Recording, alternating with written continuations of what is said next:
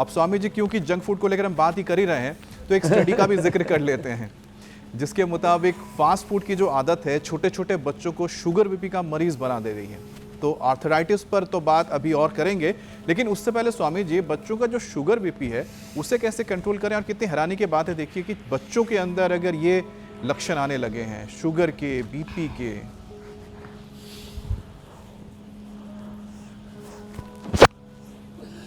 छोटे बच्चों को टाइप 1 डायबिटीज़ हो रहा है, छोटे बच्चों का लीवर गड़बड़ा रहा है, छोटे बच्चों को प्रोटीन लीकेज है, छोटे बच्चों का क्रिएटिनिन बढ़ रहा है।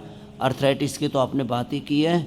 छोटे बच्चों को सर्दी जुकाम बुखार की छोटी छोटी सिंथेटिक दवाइयाँ देते हैं, इसी से उनका पेनक्रियाज गड़बड़ हो रहा है। छोटे छोटे बच्चों के शरीर में एलोपैथी का जहर, एलोपैथिक सिंथेटिक दवाओं का जहर, छोटे छोटे बच्चों के जिस्म में ये जंक फूड का जहर, फिर गलत विचारों का जहर, अश्लीलता का जहर, कामुकता का, वासनाओं का जहर, बहुत प्रकार के जहर का कहर बरप रहा है।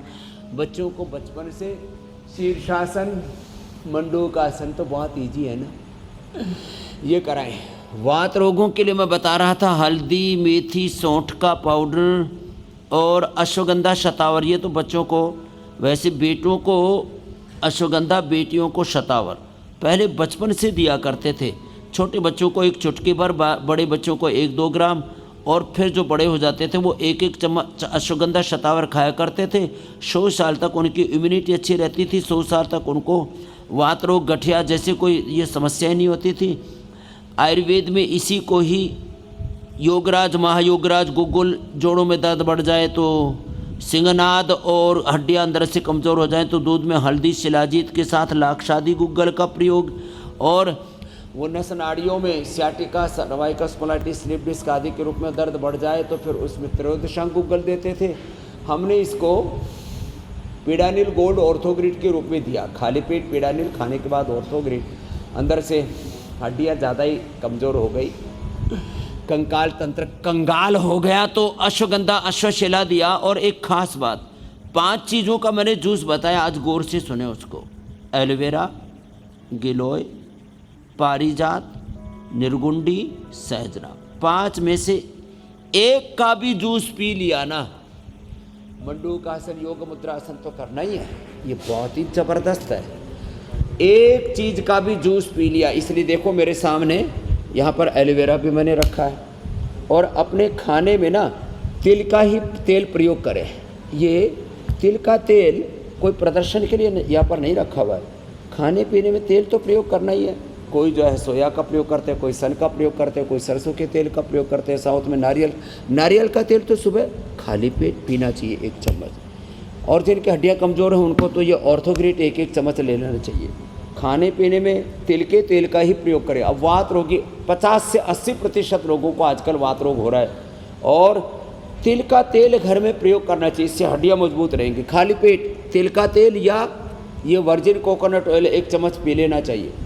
और औषधि के तौर पर एलोवेरा, गिलोय, पारिजात, निर्गुंडी, सहजना, यदि 5 मिल जाएँ तो हम 5 पिलाते हैं। और कई बार तो अर्थराइटिस का सब भयंकर अटैक आता है, उससे हम लोगों को उभारते हैं। उसमें वातेष्टि से, गुग्गल से, गाय के घी से हवन भी कराते हैं, जैसे हमारे पूज्य स्वामी नकुल देव जी महाराज कर रहे हैं। ऐसे मंडूकासन, योग मुद्रासन ऐसे करना चाहिए। तो देखो ये छोटे छोटे परिवर्तन लाने पड़ेंगे। गेहूं चावल की जगह मिलेट्स का प्रयोग करना पड़ेगा। हम तो एलोवेरा, टर्मरिक, मेथी, एलोवेरा का जो पल्प है उसको अंदर से काट के ना, इसे कई बार मैंने बताया है, छोटे छोटे स्लाइस कट जाते हैं। 100 ग्राम एलोवेरा, 100 ग्राम मेथी, उसमें 25 से 50 ग्राम अंकुरित मेथी, फिर वो कड़वा नहीं लगता है। थोड़ा सा उसके अंदर जो है हल्दी 5 से 10 ग्राम। राजस्थान में तो केवल एलोवेरा की, केवल मेथी की, केवल हल्दी की भी सब्जी बनाते हैं। और बाजरे की रोटी के साथ रागी, ये बाजरा रागी इसलिए हमने रखा हुआ है। तो ये बड़ा ज़बरदस्त है। एटीएम की सब्जी और रागी बाजरे की या मिलेट्स की रोटी, इसी से ही अर्थराइटिस पर हम पूर्ण विजय पा सकते हैं। डायबिटीज़ के लिए मंडूकासन, पवन मुक्तासन, ये अर्धमत सेंद्रासन, वक्रासन, इतना कर लें। खाली पेट मधुनाशिनी खाने के बाद मधुग्रिड, खीरा, करेला, टमाटर का जूस पिलाते हैं। डायबिटीज़ के पेशेंट को हम नॉन डायबिटिक करते हैं, जो बच्चे बचपन से ही पवन मुक्तासन, मंडूकासन भी मात्र कर लेंगे, उनको ज़िंदगी में कभी मधुमेह हो ही नहीं सकता। उन बच्चों की इम्यूनिटी भी बहुत हाई रहेगी। बातें छोटी छोटी हैं लेकिन बड़ी कारगर है। बातें छोटी लेकिन बहुत काम की। अब स्वामी जी, जंक फूड से मोटापा तो बढ़ता ही है, लेकिन जो बच्चे जिनकी एक्टिविटी स्लो हो जाती है ज़्यादा जंक फूड के चलते, नतीजा क्या होता है स्वामी जी की हड्डियां और कमज़ोर होने लग जाती हैं, अब जिसकी वजह से डिसेबिलिटी का खतरा बढ़ जाता है। रिपोर्ट्स के मुताबिक तो स्वामी जी 20% डिसेबिलिटी के लिए मोटापा ही जिम्मेदार माना जा रहा है। तो स्वामी जी, अब इसका इलाज भी आप बताएं ताकि जो बच्चे हैं खेल खेल में ही मोटापा शेड कर जाएं और तंदुरुस्त बन जाएं। अरे बच्चे शुरू शुरू में तो गोलू मोलू से अच्छे लगते हैं, बहुत अच्छे लगते हैं, लेकिन वो गोलू मोलू फिर जब बड़े बड़े गोलू मोलू हो जाते हैं तो हमारे बड़े वाले बच्चे भी थोड़े गोलू मोलू हो गए। देखो इधर ही गोलू मोलू इधर बैठा है, एक गोलू मोलू उधर बैठी है।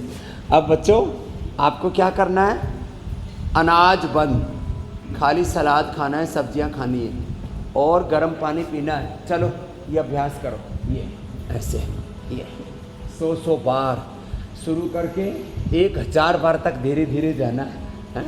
तो जो है छोटे छोटे बच्चे भी और बड़े भी ऐसे ही थोड़े थोड़े मोटे होते हैं, फिर कहते हैं अरे ये तो धीरे धीरे, पहले तो 2-3 किलो बढ़ा था, 5-10 किलो बढ़ा था, अब तो ये 25 किलो बढ़ गया। जैसे एक बच्चे के मैं बारे में कल बता रहा था, मैंने देखा तो पहले मिला था मेरे को 75 किलो का और दोबारा मिला 6 महीने में 1.5 क्विंटल का। अरे मैंने कही बढ़ा तो तेरे को पता ही नहीं लगा? बोले जी हाँ पता तो लग रहा था, जब मैं 75 से 80 का हुआ तो लगा ठीक कर लूँगा, फिर लगा अरे कोई बात नहीं थोड़ा ही तो बढ़ा है, फिर 90 हुआ, फिर 100 हुआ, फिर तो बोले मैंने कंप्रोमाइज़ ही करा। बोले जितना भी बढ़ता है बढ़ने तो देखी जाएगी, ये देखी नहीं जाएगी। एकदम जैसे ही जरा सा वेट बढ़े तुरंत उसको रिवर्स गियर लगाओ, खदेड़ दो, हटा दो, मिटा दो, भगा दो। बोले तेरे लिए मेरे भीतर जगह नहीं है। बीमारी को पाल पोस के संभाल के नहीं रखा जाता, पनाह नहीं दो उसको, बेपनाह बढ़ेगी। फिर जरा सा मोटापा बढ़ा, जरा सी शुगर बढ़ी, जरा सा बीपी बढ़ा, जरा सा अर्थराइटिस अस्थमा बढ़ा, जरा सा स्ट्रेस बढ़ा, अरे बोले तो बढ़ता ही है, बढ़ने दो कोई बात नहीं। फिर धीरे धीरे वो इतना बढ़ जाता है कि अपने को बहुत दुख देता, बहुत रुलाता है। तो ये 2 अभ्यास तो ऐसे और ये 3 अभ्यास ऐसे लेट के देखो, ऐसे ऐसे। तो अब मोटापा हमें नहीं रुलाएगा, बीमारियां हमें नहीं रुलाएंगी, ये मोटापा रोएगा। अरे भाई गलत जगह आ गया, भाग यहाँ से, अब ये तो योग करने लग गया, अब ये मेरी रहने की जगह नहीं बची। जहाँ पुलिस का प्रशासन का ज़्यादा पहरा हो जाता है ना, वहाँ अपराधी छोड़ के भाग जाते, शत्रु वहाँ से भाग जाते। तो आप लोग भी इन रोग रूपी शत्रुओं को खदेड़ दो, योग का पहरा लगा दो, एक एक पैर से, दोनों पैरों से। फिर गोधन अर्क, वेट गो, मेदोहर, अश्वगंधा का प्रयोग, थोड़ा उपवास बड़ा अच्छा रहता है। फिर जैसे आदत डालो ना, उपवास की आदत डालो तो फिर उपवास करने का से तन मन बड़ा खुश रहता है, हल्का रहता है। खाने की आदत डालो तो सुबह से शाम तक आदमी चढ़ता ही रहता है। जो खाने की आदत डालो वैसी चीज़ें बार बार खाने की इच्छा होती है। ये शरीर इंद्रिय मन का ऐसा स्वभाव है, जिस वातावरण में, जिन व्यक्तियों के साथ, जिस प्रकार के आहार में इसको आप एडजस्ट करोगे वैसे ही एडजस्ट कर लेता है। ये बनाए तो अच्छे के लिए था, लेकिन ये बुरी चीज़ों के साथ जब हम एडजस्टमेंट कर लेते हैं ना, कंप्रोमाइज़ कर लेते हैं ना, वो सब गड़बड़ है। तो मोटापा अब किसी को नहीं रहेगा। जो उपाय हम बताते हैं इनको अपनाएंगे, बच्चों से लेकर के बड़े तक सब पतले हो जाएंगे। कितनी कितनी बार करने के लिए बोला है? जोर से तो बोलो, 100 बार करना है। और ये जो चटोरी जीभ है ना, ये लपर लपर करती रहती है। अच्छा, खा पी करके ये तो मस्त रहती है। आज तक किसी की जीभ मोटी हुई? जीभ मोटी नहीं होती है, पेट मोटा होता है, कुल्ले मोटे होते हैं।